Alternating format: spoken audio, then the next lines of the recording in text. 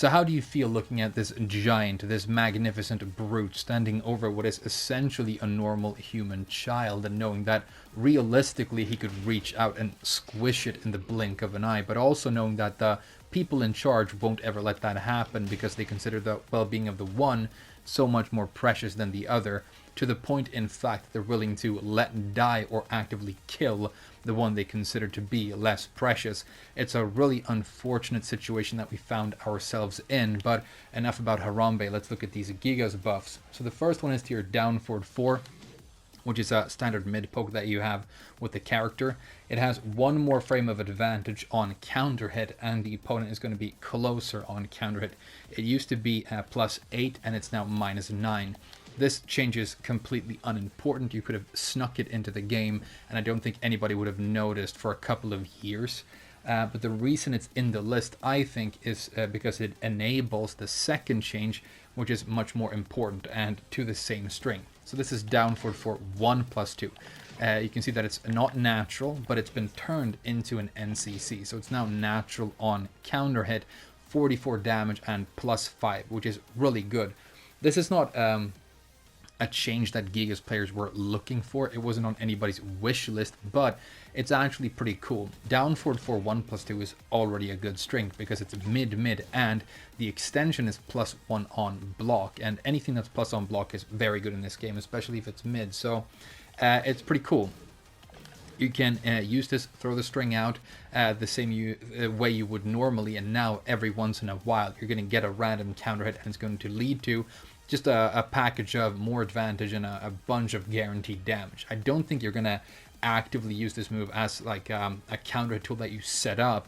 If you're trying to do that, I think you're more interested in using down forward 3 instead, because it's 1 frame faster to impact and it leads to a full combo with the new spin move. So that's more powerful. It's more risky. This is actually pretty low risk. And cool for that reason. So yeah, it's a nice change. It's going to matter when it comes up, when it happens to happen, but I don't think it's going to change that much in terms of like overall strategy for the character. It's not a bad change. Next, we need to talk about Golem. Now, Golem is a stance that I've criticized a bunch in the past because I don't like mix-up stances in the game that don't actually have true mix-up potential. So the problem with Golem is that you have 2 mids, the 1 and the 2, and then you have nothing to mix that with. You have a 1+2 here, which goes into your overkill throw, and that's very powerful, especially at the wall. It turns into massive damage. But if the opponent is quick enough that they can react to and break that on reaction, then they can neutralize the entire mix-up. It's not an unbreakable throw like the one Negan had, you know? And there's also no other throw that he can do here, you know, from the stance. There's only the overkill. So it's the same break every time, and there's no throw mix-up. And so a quick opponent never has to eat this mix-up. When you're down in Golem, if you wait a little bit and let the stance breathe for a couple of seconds, you do have access to your standard lows, but you can't spam these out, and so the mix-up doesn't exist in that sense either, you know? But it's one way you can use the stance. You can stay down here and then do like down back 2s if you want to. So I've not been a fan of this stance in the past. It got a buff though, so the 2, which is one of those big mids. It's the wall bounce move that you have from the stance. It's been brought down way down in disadvantage from -8 on block to ±0, which is actually pretty cool. So it's completely neutral now. If you are in this stance near the wall and the opponent is worrying about overkill and maybe ducking, you can do this. You're completely safe. In fact, you're ±0, so you can keep on pressuring. But if you get it, this wall bounce move is actually really high damage. You can get massive combos. So it's cool. I mean, you can use it near the wall to maybe, you know, get that ±0, and then use that to go straight into a throw for a throw setup. Just be aware that ±0 is good, but you're still at the exact same amount of advantage as your opponent. And as Gigas, you tend to have worse frame data than most other, you know, characters, especially characters who specialize in quick stuff, like quick counter hits.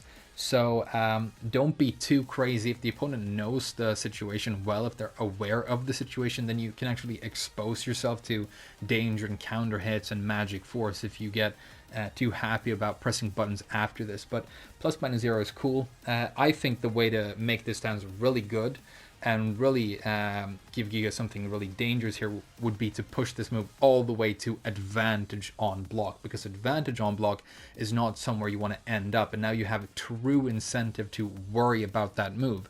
Yeah, maybe that would make the stance a little bit too oppressive. Let me know what you think. But a cool change, again, not something that's going to be huge for the character, but the stance is a little bit better. There's still no real mix-up here if the opponent can break overkill. And I don't like those ifs. It's the same thing for Lars, you know. If his opponent can't block down back 4, then he has a fantastic mix-up, because he starts mixing that with his safe orbital, and now he can do really well online. But if they can block his down back 4, now not only does he not have a mix-up, he's going to get launched and lose the round right away. Okay. Next, 4-4-2. This is one of Gigas' best moves. It's been fantastic, and it keeps getting better. It's gone up in damage from 20 to 25, making it one of your best wall spotting tools and gap closers. You can check the opponent with this from a range. It's safe on block, even at the wall these days, because they gave it better frame data. So this is amazing, and you should use it a lot with this character. It's a damage solution to a balance problem, which I don't think is a good idea. When you want to make a good character worse or a bad character better, it's usually not damage you need to worry about. It's usually other stuff. But, you know, nobody's going to complain about having more damage on one of your best moves. So it's a very straightforward change, but there you go. Fantastic move. Next, we have two of your while standing moves. The while standing 2-3 and the while standing 2-4. They've widened the input window for the second hit for both of these moves by a lot, to the point where you can delay this a bunch right now. So this is while standing 2-3, and as you can tell, I delayed it a lot right there, and I still got it to be natural. This is potentially actually good. I think this might be pretty cool, because consider like you're at the wall, you're ducking, maybe you're playing Oki, who knows. You do this. You can actually, it looks to me like it's hit confirmable. I'm going to have to try it in real matches to see if that's true, but maybe situation confirm it, maybe full on hit confirm it. And then if you see that hit, pull the trigger on the second hit and get a massive wall splat right there. That can be very powerful. Problem being, you don't really have super threatening lows from full crouch that you can mix it with. I mean, you have this thing, but that's reactable. So again, it's good if the opponent isn't fast enough. If they are, you know, they neutralize the mix-up. But yeah, it's cool. I like it. The window is really, really big, and the move is good.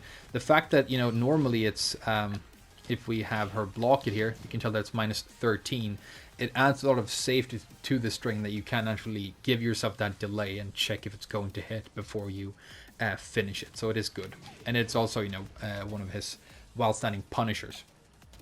The other extension that they gave the same change to is the 4, which is one of his charge moves that allow you for your Goliath mix-ups. So this is also pretty cool. You can delay this a lot more, but then again, when you're deciding that you're going to do this, you're kind of committing to it, and you're just hoping that the opponent doesn't swing in between. What you really want to have them do here is block, and because that's when you can walk in and really mix them. But, you know, if it hits, that's good as well, because you get guaranteed stuff on the floor now with this. So yeah, who knows? There might be larger implications to these changes to these while standing strings that I don't see right away, because I'm not a full-time Gigas player. But if you are, if you think there is some sort of cool thing that this enables, then definitely let me know, because I want to know why they decided to make these changes specifically. And then the final change, and one that I actually think is really cool as well, is Sidestep 2. I love this launcher. It's one of the most satisfying moves in the game to hit with. He jumps in from way downtown with this massive hit, and you get a big satisfying combo for hitting with it. I think you do this into the down for 3 series, yeah. And you can get really good damage. I bet you could get even more. So this move is now safe on block, which is great. And it makes sense because it's high. And the fact that it's high means that you can still deal with it by ducking. But, you know, when it was punishable and duckable, it's kind of like, why would you do it? Because it's just so risky. But if we turn on block here, You can see that it is -9 now, so completely safe, and it even has a bunch of pushback. So if I do this and I let her be pushed back, you can tell here that not even Gigas is going to reach with his jabs after this on block. So I can see this maybe being a setup tool with the pushback. You know how a lot of people like to swing after a pushback move on block? Maybe show you just a jab or a fast poke right there, and I just launch her, you know, because I see it. Or maybe I let her whiff into the air while I'm charging up one of these big cool moves, and then I walk in and I do Goliath stuff. Who knows?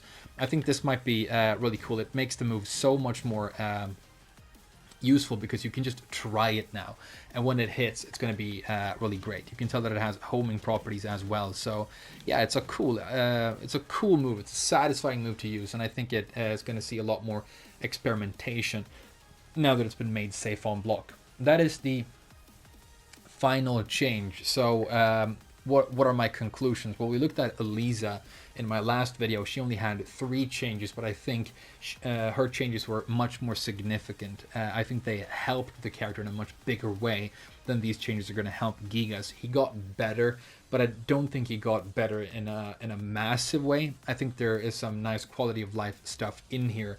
But if you are a Gigas main, then let me know what you think. Maybe I'm missing something. I think that Eliza might have, thanks to those changes yesterday, climbed up the tier list a little bit, where she's not like super low anymore. But I think Gigas, while he did get a bit better, didn't get enough that his tier list position is going to shift dramatically. That would be my guess. But you know, some new fun tools, some new things that you can do and experiment with Gigas. So yeah, I don't mind them, but I still think that he might need a little bit more. Let me know what you think. Thank you so much for watching the video. We'll probably look at Katarina next. She also had a bunch of interesting changes, so I might have a look at that later tonight. Like I said, thank you so much for being here, and I'll see you guys again very soon.